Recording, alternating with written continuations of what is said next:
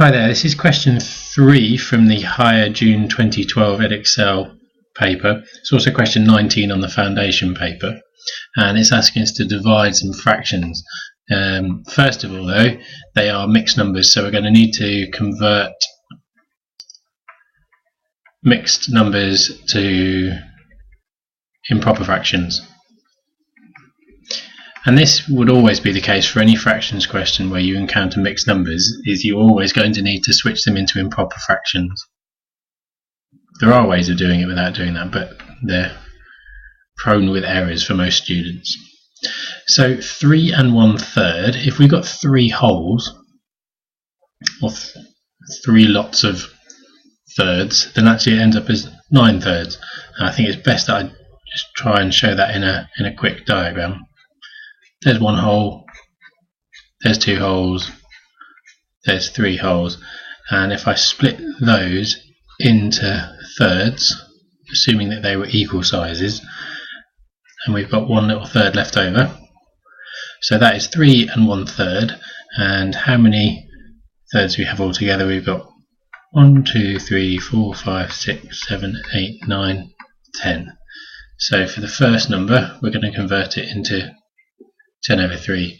That can be found more quickly by multiplying the whole number by the denominator and then adding on the 1. So 3 times 3 plus 1 will give you the 10.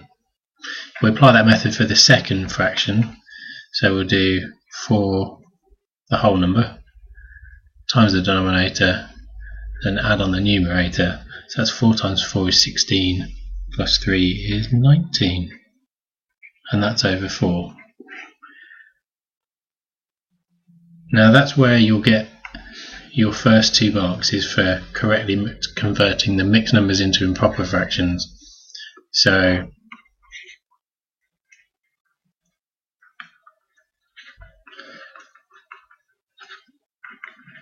as you can see, it's worth doing because it's going to get you a mark anyway, even if you're not sure about where to go next. Always, you can see some mixed numbers, convert them to improper fractions.